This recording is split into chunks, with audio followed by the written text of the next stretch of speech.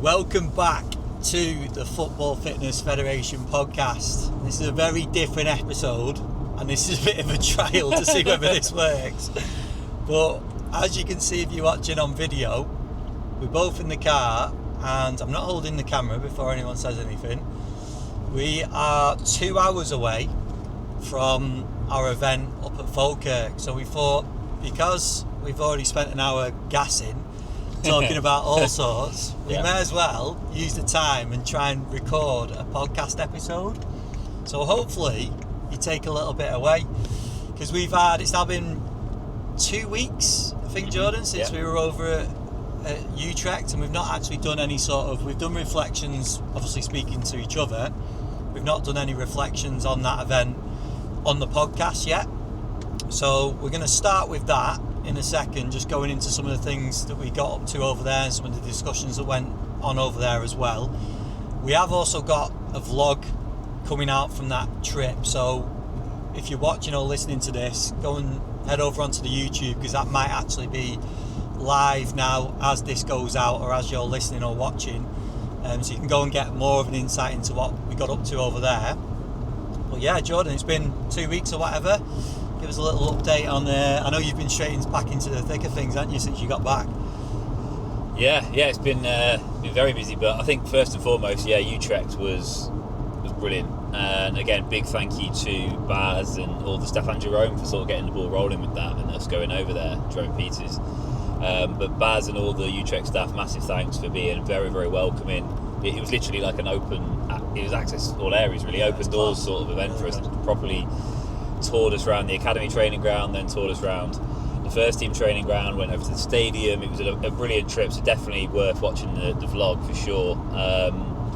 I think immediately, and obviously we've spoken about this off air, everyone there, I think 99% of them were Dutch. There's a few Americans in there as well, actually, who attended the event, but every single one of them was so hungry and keen for the sharing of knowledge and ideas, and I think it was that certainly struck me. I don't know about yourself, in terms of everyone was like, oh, we want more of this, we need more of this, let's do more of these sorts of events, and I think that was very welcoming and very refreshing sometimes as well.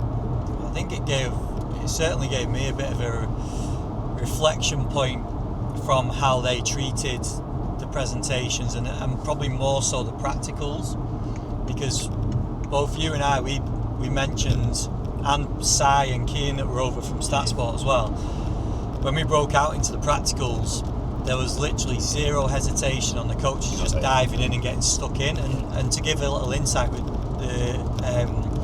Jeroen and Tom from Utrecht did a presentation on velocity-based training, and then they set up a practical after it, so doing some back squatting, some box squatting, and some trap bar deadlift, and they wanted people to go and try it, and it was all around having external feedback from VBT and the difference that can make with lifting.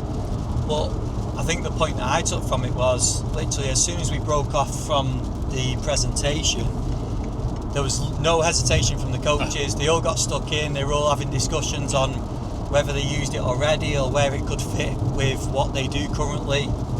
He had coaches lifting in jeans, they weren't necessarily ready or dressed for it, but I just think there was no hesitation. He just got stuck in, and for me that showed the appetite for the coaches. And I think in the UK we probably need to learn from that a little bit. We've seen it firsthand at some of our events that people come, and I think we need to sort of snap out of the mindset and the approach of coming, taking notes and then leaving. We're big on obviously the networking side, which is why we run our events, but also just being involved, being present, and trying to be a bit of a sponge when you come into the events. Get involved in the practicals, put yourself out there, put yourself forward, because we're coaches that want to learn or should want to learn. And also, if our players were being hesitant like that, we'd have something to say about it. So I just think that there's probably a lesson to be learned in that from coaches in the UK, that we probably need to do that a bit better. Yeah, I'd agree. The point Ben makes on the jeans was hilarious. Like, people who could barely squat anyway because the jeans were on and they were wearing like normal casual clothes, jumping onto a trap bar with a bit of weight on it and trying to lift it as fast as they can was very funny to watch. But they jumped in, and yeah, I think, like Ben's saying, a lot of our events sometimes we're really, having to sort of poke and prod people, like, go on, get involved, you're here for a reason, let's get involved. So yeah, that was really refreshing. And I think just the whole, not secrecy is not the right word, but sometimes obviously everyone thinks they've got the secret sauce, everyone thinks that how they're preparing players to win matches is different from everyone else. And I think another thing which massively struck me from sitting and Baz taking us all through how FC Utrecht, and by the way, for people who aren't aware, FC Utrecht are a very big club in Holland, and they made a great point because they're very central in the country. Yeah. So very close to Amsterdam, so where Ajax are, not far from Eindhoven, and they were saying in terms of like their best prospects from the academy and the club, will often get pinched by PSV and Ajax.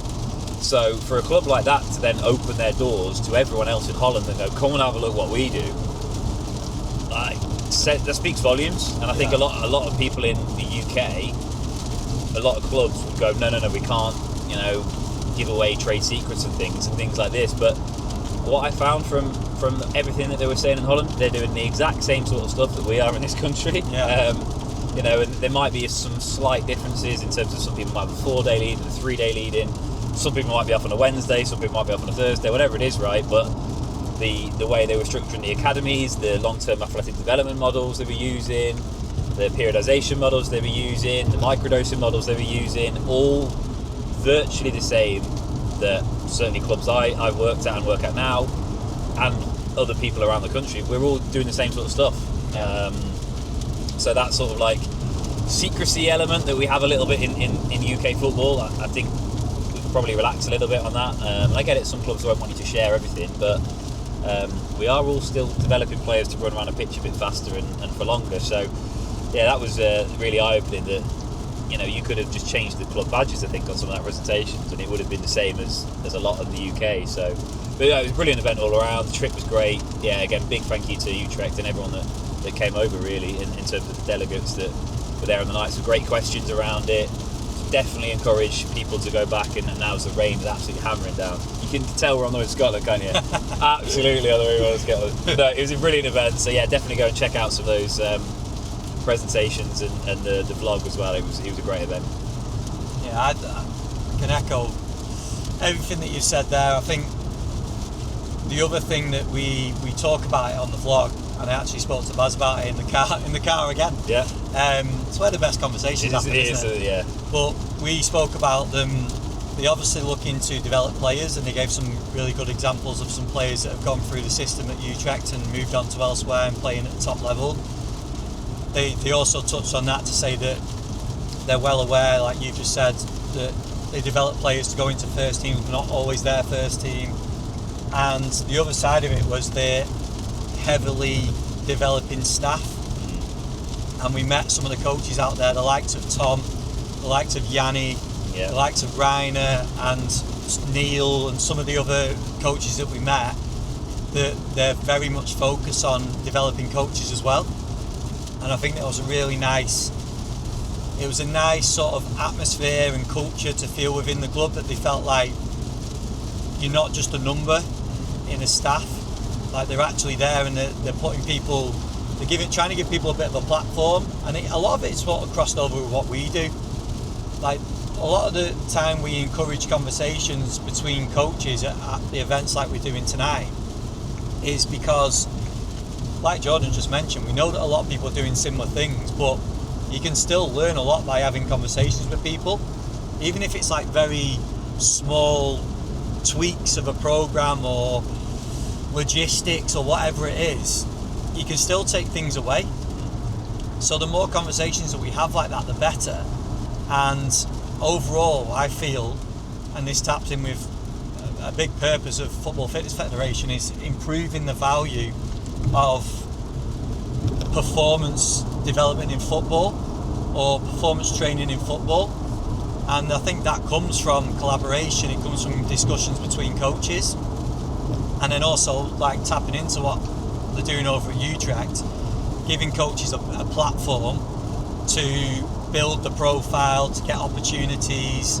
And we've seen it time and time again at our events, both probably directly at the events, which I know James Russell spoke about when we were down at Colchester, but also indirectly as well. There's been, I mean, only recently Tom at KPI appointed Sam, who I think they'd had conversations before, but they had good conversations at our conference.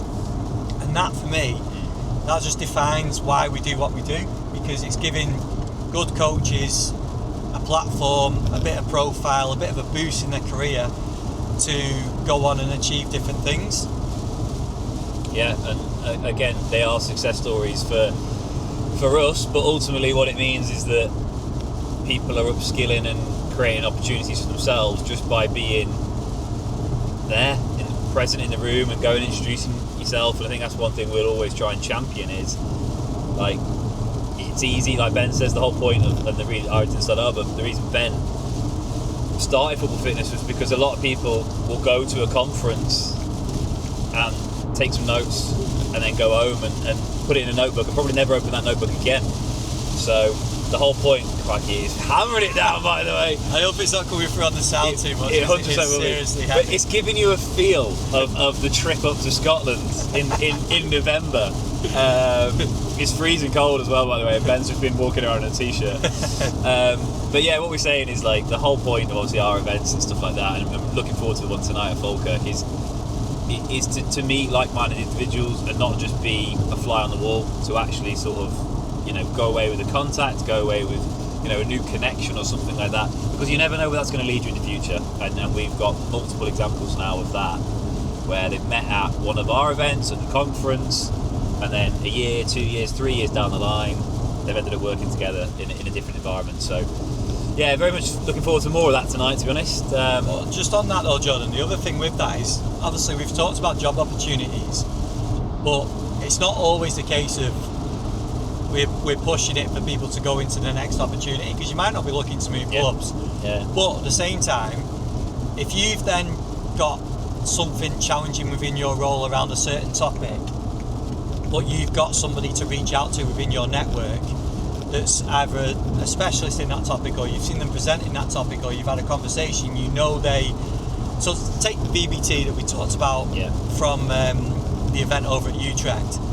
If you know someone like Jeroen or Tom, especially Tom, that's utilising BBT within his role at Utrecht, and he's within your network, you're trying to put something like BBT into your programme, well, you run into a few challenges, you can reach out to them.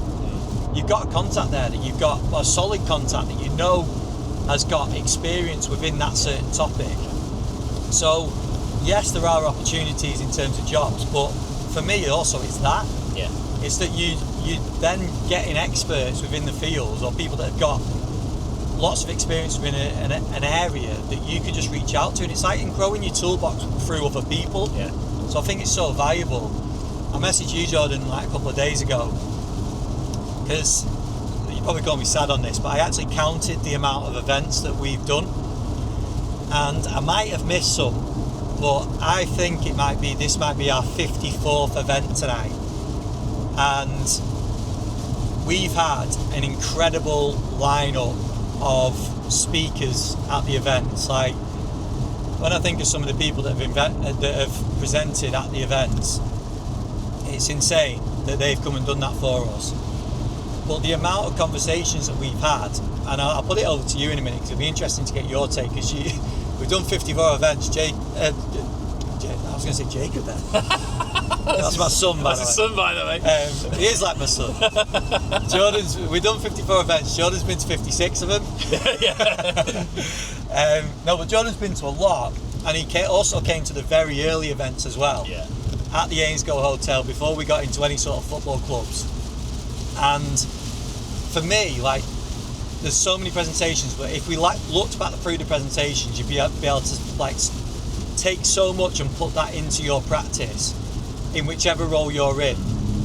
But I bet now, and again I'll put it over to you, if I said what are some of the key takeaways from the events that you've been to, there'll be patterns and repeated messages from those events, especially within the breakouts and the networking side of what we do, that have been echoed in every single event. And I'll just highlight it now, because I just said before we started recording, I like to post on LinkedIn by Rob Anderson, so I'll give Rob a shout out. Rob's not someone that I spoke to, by the way, or had on the podcast, but maybe we'll try and get him on, because he put a post out about the barrier of entry for coaches being so low now to stand out within the field, because people basically are not doing the basics, or they can't do the basics very well. And that's simple things like arriving on time, being present, and I might be butchering this from Rob's post, but this is my reflection on it: being present, communicating, probably asking questions, but asking questions at the right time, and being a sponge, giving up your time, which is obviously a big one that I see a lot of people not willing to do that as much now, wanting to get paid for everything they do. And we can argue that until we're blue in the face, like internships should be paid and all this sort of stuff, but I think you speak to probably 90% of coaches, probably edging towards 100% of coaches, have all done free work at some time, and probably still do free work in some way, shape or form now. Yeah. And I thought it was a really interesting post, because I'm like, that is probably some of the stuff at our events that we've spoken about, and it's not so much the technical side of the roles that people are in, it's more the personable side, the you call it soft skills or whatever you want to call it, that side of things. But it's just interesting that I thought it was a really interesting way of putting it, like the barrier of entry is so low, and it's probably so high in terms of qualifications now. Like everyone's got degrees, everyone's got masters, or a lot of people have got masters, a lot of people have got PhDs, a lot of people have got experience probably now at different clubs as well. What then makes you stand out above all that? Because you've spent God knows how many years putting all that together. And for me, that's where that sort of posts, people should look at it, and it'll just be interesting. I know we're probably in a slightly different position, but it'd be interesting what other coaches perceive with a post like that, whether they sort of brush it off and think, oh yeah, well, I'll do all that anyway, or whether they actually look at it and go, no, you're right actually, because my timekeeping isn't the best, and maybe I could do that a little bit better. Or I have been asking a lot of questions, but am I just annoying the coach because I'm asking them at the wrong time? Like, is there a better way of me doing that and taking information? I just thought it was really interesting. Just to go back, I spoke there a lot and talked a lot of nonsense probably, but on those events, 54 events, Jordan, all the events that you've been to, can you pick out, is there any sort of standout things that you can pick out from them that have been repeated? I think you're spot on in terms of it is the soft skills, if you want to term it that repeats throughout. It's definitely like there's always little nuggets of information that you take. I mean, I took some bits back from Utrecht in just terms of how they structured their pre-training. I thought was really, really effective and really good. So there's always little bits like that you can always take. But thinking back across all of 50 plus, I don't think I've been to full 50 plus, but definitely probably it's got to be about 40 odd now. I need to tot it all up.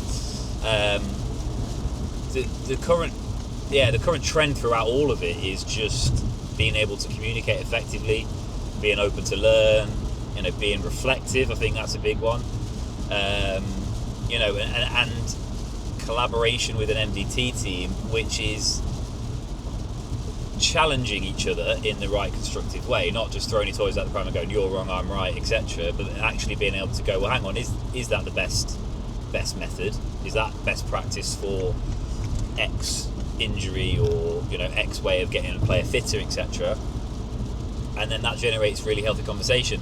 And I think they're the themes that make you think more, rather than we periodise in this way, we do this for pre-training, and we do this in the gym. It's the probably those softer skills stuff which actually generates a stronger culture, a stronger team, and then that's going to create a stronger environment. You know, just changing the methods you use to create better players is obviously very, very useful, but you need longevity, obviously, as a club, that it can carry on regardless of the staff in the building.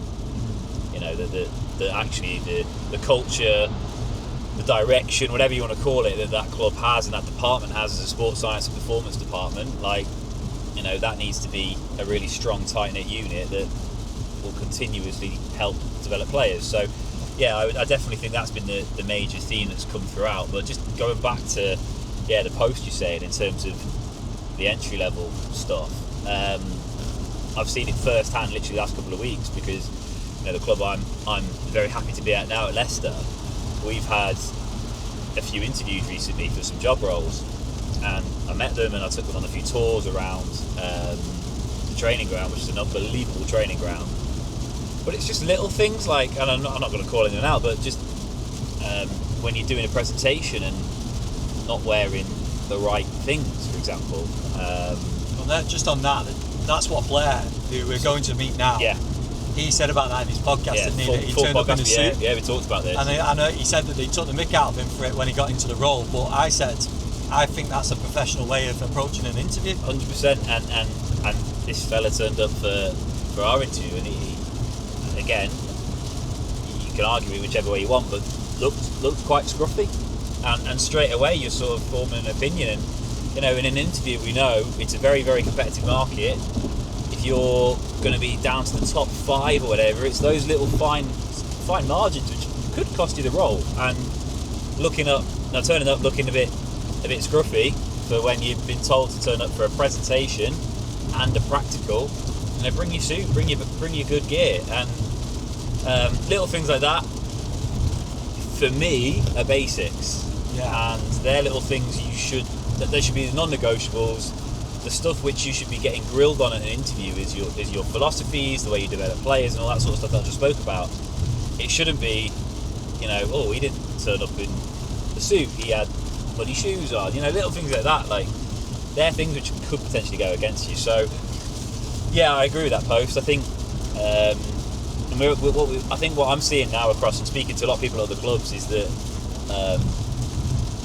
the standard, if you want to say, of some applicants compared to maybe 10, 15 years ago, is it going down a little bit? And I'm not pointing the finger at sort of graduates specifically, but I think some of those personal skills have been lost a little bit. And again, you could argue COVID obviously was a huge factor in that. Students who have gone through COVID years and things have obviously had a lot less interaction with other human beings, and it's all been on a screen. So have they lost that little bit of the personal skills? Maybe. But certainly since COVID, I do think there is an element which has been lost of that, just being, you know, with greeting people with a smile on their face, maintaining eye contact, being polite, you know, asking how their day is. That's my bugbear, by the way. You know, when you say, "Oh, how are you?" "I'm good, thanks." So yeah, I'm good too. You know, and little things like that. So really, really easy. Just saying, "Oh, how you doing?" "Yeah, I'm good, thank you." "How are you?" Yeah. Really important little skills, but I do think some people miss out on that. So yeah, I would definitely say I would agree with that post. I really would. Yeah. I think that's an interesting point. I think with an interview, obviously there's so many people that want to work within football, and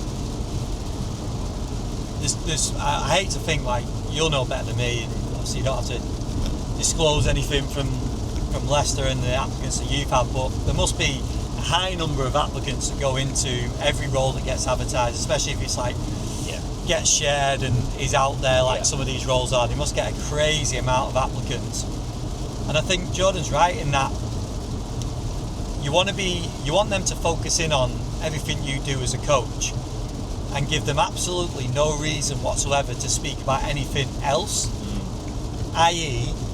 not dressing appropriately, not being polite, not being late, all that sort of stuff. That it's just, they're just common sense things that they're basically going to create a mark next to your name if you do any of those, and it's just not needed. Like, if you're doing that, for me, you don't want the job. Because if you really wanted that position and that job, you'd go above and beyond to not basically take all that out of the question. And again, I'll bring Blair into this now, because he literally said that in the podcast that he was smartly dressed, but he was going into an interview to try and get a job that he really wanted. So why wouldn't you take it really professionally and show that? And it might be a 1 minute joke of, oh, this guy's turned up in a suit, but then as soon as you move past that, it's like, actually, he's turned up in a suit because he's treating this with professionalism. He then is polite. He can then do everything that Jordan's talked about, handshake, looking in the eye, and they're all things that you might look at and go, yeah, it's not too big of a skill, but I think that's really important. And I do think it's been lost, and I do think that I actually spoke to, not to make this about parenting so much, but I was speaking to a parent at the boys' school the other day, and we were talking about our kids, and my eldest was sort of COVID years, was in lockdown and stuff, so he's probably a bit younger to be affected than some of the kids in school. And I can kind of understand that if you were going through education at that time, maybe it was university, maybe it was college, because that's now getting to a point where those students are going to be going into these interviews, and it was a long time of sort of being locked away and taken away from anyone and completely discouraged to go and do all the things that we're talking about in terms of socialising. So I get it to a point, but then also now you're wanting to go into a role that absolutely doesn't just, you don't just need that a little bit, you need it on a daily basis, constantly. Because if you're wanting to go into a head of performance role or whatever role it is you're going to look towards, a director of performance, you're not only going to have conversations with your players, it's other staff members, it's the wider MDT, it's the wider club, it's then directors and all other people within the club as well. And if you can't hold a conversation with someone, that's not going to put you in the best position. So if that is you and that resonates with you, you can do stuff about that. You just got to put yourself in positions to challenge that. And I think we do that in a lot of different ways. Like if we look on the technical side of coaching, if you're like, right, I need to upskill on developing max strength or whatever it's going to be, you probably go on and you'd be like, right, who can help me with that? What podcast can I listen to? What webinars can I go on? What courses can I go on? What professionals can I speak to? And you'll put yourself in these environments that's going to do that. Whereas if it's more on the other side of things and it's communication, I don't know if you're just expecting that to happen over time, but for me that needs to be challenged in the same way. And there's probably not as many, it's probably not as obvious the things to do, but I mean, if you go back to episode 1 of the podcast, I actually say it on that podcast that the reason I started the podcast was to improve my communication, because I knew that I was going to have to have conversations with people that I didn't know. And yes, it's on Zoom, but it's still a case of taking a stranger in front and being able to get a conversation going and also get good information out of them. And I'm not saying you have to launch a podcast or anything like that, but maybe booking in some calls with people, booking in some meetings with people that you don't know, that'll challenge you, and that'll then put you in a position where you have to then get better socially. And again, it's probably a bit of a cringy way of pushing it, but that's what we do for our events. That's why we put people in positions to speak to people that they don't know, because of all the things we mentioned before in terms of opportunities and growing the network, but also how much of a challenge is it socially? Like, we're going to do it tonight. There's going to be people everyone's going to be speaking to a stranger at some point. Yeah.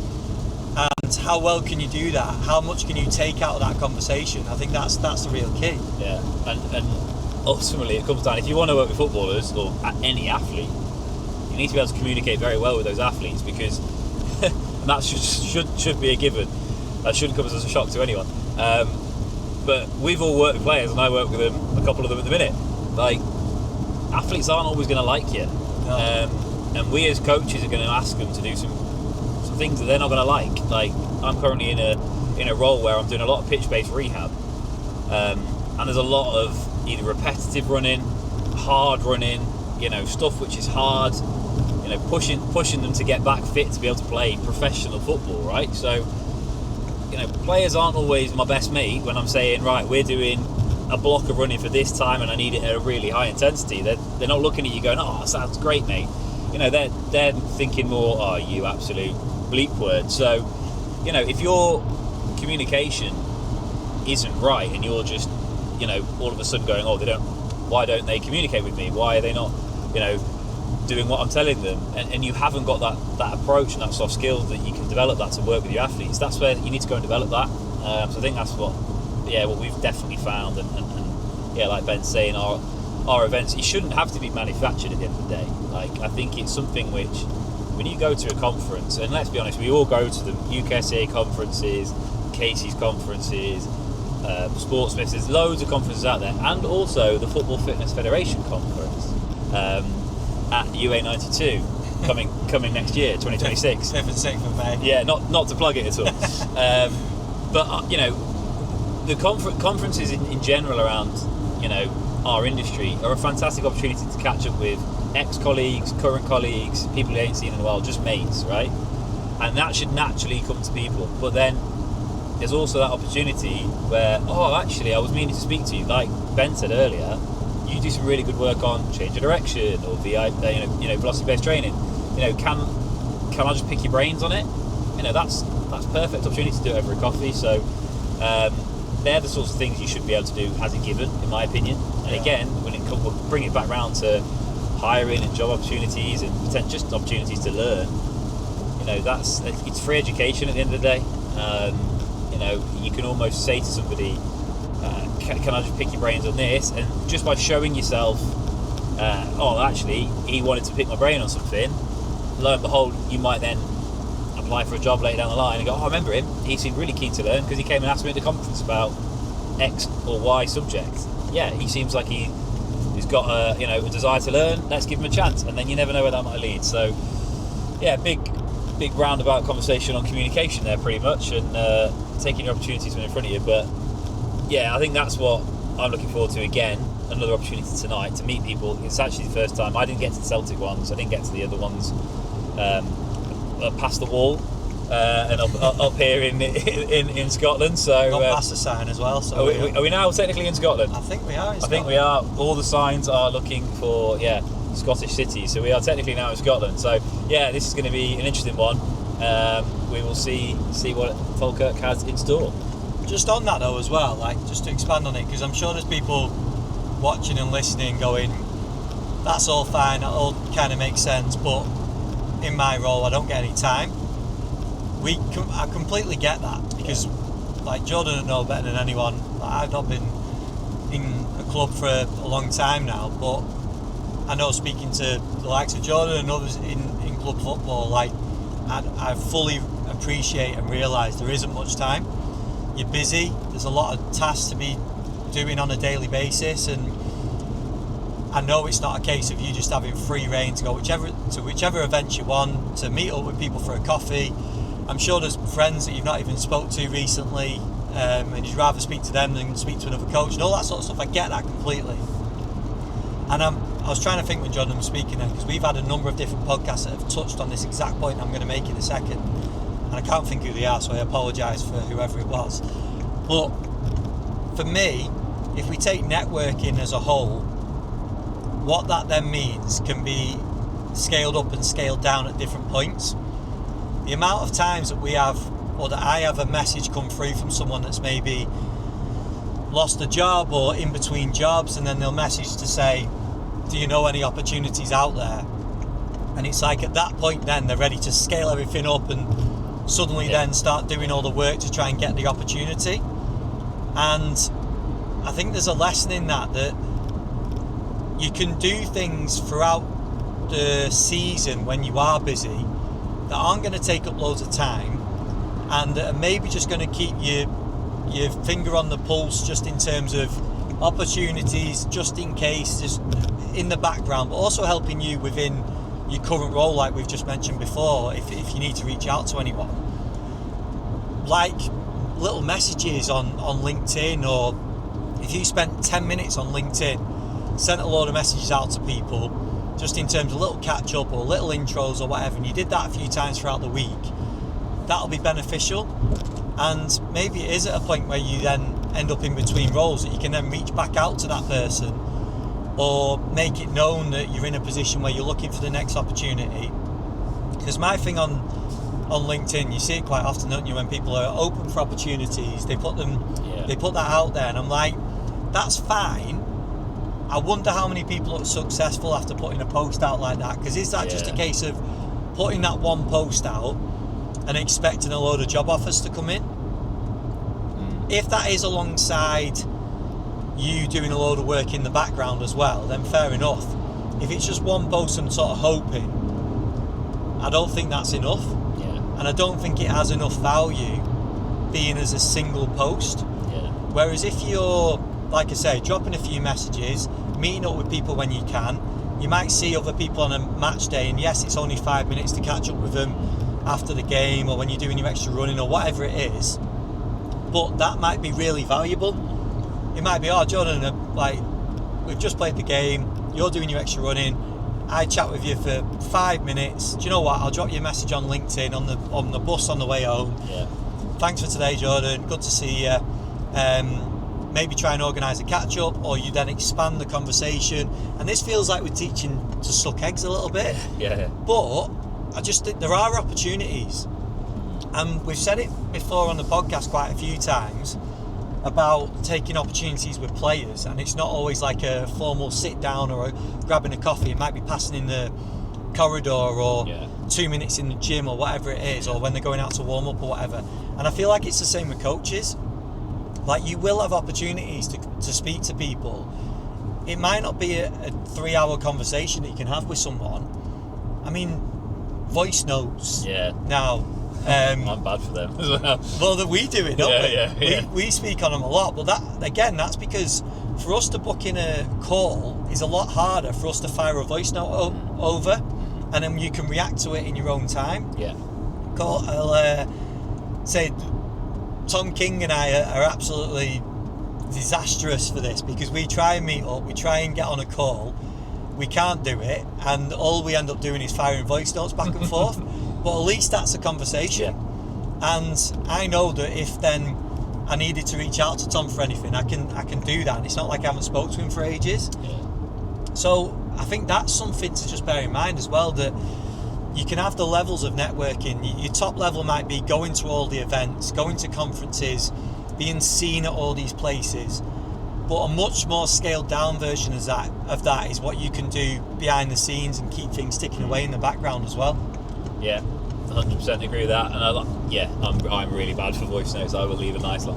A lot of my friends will know I'm not the worst. Get some from Matt Best, who obviously was previously at Portsmouth. I'm pretty bad, mate, as well, to be fair. No, he's like 9-10 minutes long, mate, honestly. Put him on 2 times speed. It's I actually, when I hear him in person, I'm like, oh, I forgot how slow you talk. Slow, So no, but I think voice notes are a great, just like, it's easy stuff, isn't it? Like, you're right, we're teaching people to suck eggs here.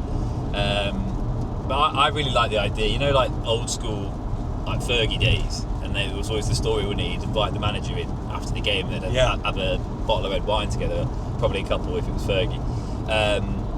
But like, you don't have to do that, but like, say hello to the opposite sports scientist on match day, or if you're a physio, the opposite physio, you know, and stuff like that. Like, because football's a really small world, and you know, people do talk, people know everyone, so you might as well get to know everyone in a good way. That's my view on that. But that's, I think, put the world to rights a little bit on communication and network and things, and we bang on about it all the time. But going right back to what you said earlier, the trend throughout a lot of our meetings, our podcasts, the conference, you know, we talk about, we had from Jerome Peters, the keynote, and Ben, was about the communication side. You know, if you think back to Ben Rosenblatt's presentation, again, on the community, by the way, go and watch it. You know, he led the FA 7 years, I think it was, wasn't it? 7 years? It's a while, wasn't it? And he was talking about it all, and what was great is he put the slide up, and it was the Iceland game, which all English football fans will remember. And they said that was a pivotal moment in the FA because they said, right, something needs to change, we need to change. And Ben was talking about what, he changed from a performance point of view, and he basically was talking about gamifying everything, right? Now, this is the pinnacle of English football, the FA, and they're talking about, we're just going to make things competitive and fun in the gym and gamify stuff that's going to get a real buzz and a real buy-in into what they do at St George's Park and around the world when they're on tournaments. That's not groundbreaking. Gamifying S&C, that's something we've all done. But what that boils down to again is effective communication, creating a fun environment for some of the best footballers in the world to properly buy into it and go from there. It's all soft skills stuff. Yeah. So, I think a lot of people, it's easy to get wrapped up in, and I know exactly what it's like when you're spinning plates at clubs all the time. Trust me, I do. And it's like the things which will make your job a lot easier is effective communication, and being able to speak better to your staff, your colleagues, and your players. So I think these events are fantastic for the knowledge we get, and the podcast and everything. And we get real experts on, which is awesome. But also, it's those little soft skill things that we talk about all the time on here, that if you're not actively doing it every day, try and think about it, but also reflect on what you're doing as well. If you're driving into work and you've never, or driving home from work more importantly, and never thought, how did today go? How did my warm-up go? How did my gym session go? How did my rehab go? They're missed opportunities in my opinion, because we spend a lot of time in the car. Might as well use it to do something productive as well. So 100%. Yeah. And then the other thing is, we get, and I'm sure this happens with a lot of coaches, we get approached a lot, and it's happening more with people saying, right, I've got this opportunity, who do you recommend, who would you put forward, basically? And every time it happens, I sort of go through people that have had on the podcast, people that we've met recently, obviously people within that area, and this is obviously without me seeing them practice on a day-to-day basis. Yeah. So I'm making a call on how good they are to get on with. If they've been on the podcast, I think some of the best coaches are the ones that are coming on. They're confident on what they know, but they probably can talk about what they don't know as well too, and they're honest with that. But they're just good to speak to, and they're open and honest, and I think quite transparent in both the things that they do and also the way that they think about things as well. The amount that we've done on a podcast where we get to the end of it, we stop recording, and the guest says, "Was that all right? I feel like I went off on loads of different topics." And we're like, "Yeah, that's what we wanted you to do." Yeah, exactly. Yeah. We wanted you to talk from your opinion. We don't want you to recite books that you've read or courses that you've been on. We want you to actually give the applied version of what you do on a day-to-day basis. And that's essentially what a lot of people do. But when people have been on and they've spoke that way, or they've presented at some of our events, or been to the events and had conversations with, they're the ones that just stand out. And again, I've had won't say a name on this because I don't think they've got the role yet, but there was somebody within the last few days where the coach has reached out and said, right, I've spoke to this person, what do you think? Are they a good fit? And I was like, 100%. From the things that they've done previously, they have been on the podcast maybe once, maybe even twice. I've always had really good discussions with them. They've been to a number of our events. I know they've then gone to upskill themselves in different sports and different environments. They're then also doing some stuff on social media and LinkedIn, putting some really good stuff out on reflective practice on them as a coach and what they're delivering and stuff. And I'm like, that says to me that that's a person that's really in a good frame of mind, that's ready to kick on and would be an absolute key addition to any sort of team. So from knowing them as much as I know them and then adding all that on top of it, I'm 100%. So I can give a really confident reference in that regard, even without seeing them every day, because there's so much positive that goes on with that. And they do all the things that we said about before. They operate in a professional way. They always turn up. like professionally, you're easy to speak to, all the sort of stuff that we've already talked about. So yeah, in terms of references, like that's the stuff that stands out for me 100%. Yeah, and I think probably the final point on this from me would probably be, I can't remember which podcast it was recently, it might have been Blair's again, talking about if you're going to work in football, you've got to love football. Like, and I've been thinking about this a lot recently, is in terms of, like, we spend a lot of time, if you're at a club, we spend a lot of time at our club. You know, arguably sometimes more time there than you do with your loved ones at home. And you've got to absolutely love it. And we've all got colleagues who are people you've worked with in the past who you probably think, you know, they're bang on time when they need to get in and they're quite early to leave, and you know, you're thinking, you know, they're doing the job, fine, they're doing a good job, but at the same time, like, are they going above and beyond and, you know, really loving that role, wanting to be there every day? And that should be an absolute given in football, because let's be honest, we don't do this job for the money. We don't do this job for, I want to drive a Ferrari to work. You know, we do it because we love football and we love developing players and helping players improve and all this sort of stuff. So, like, you've got to love what you do. And I think sometimes I do see some people and it's like they're just going through the motions, just turning the wheel, and it's like, if that's you, is this the best environment for you? So, and that again just comes back to all the stuff we've just said previously in the last half hour or so. Like, those things will help you love the game and love football, and just want to work in it every day. Like, I drive to work now and I am like, can't wait to be in. I drive into the training ground and I'm like, yes, can't believe how lucky I am to be here and working with some, like, literally world-class players right now. And you go in, this is awesome. You know, that's the sort of buzz you should have every day going into your training ground. So yeah, put the world to rights again, I think, there, haven't we? Like, we have. I think the really important points, and the fact is now that we've obviously got so many numbers of coaches and graduates wanting to get into football, and hopefully podcasts like this will just help you think about what you can do just to give you that little edge. And I think for that point, it's relative for everyone at whatever stage of career you're in. You could apply that to a graduate trying to get the first opportunity.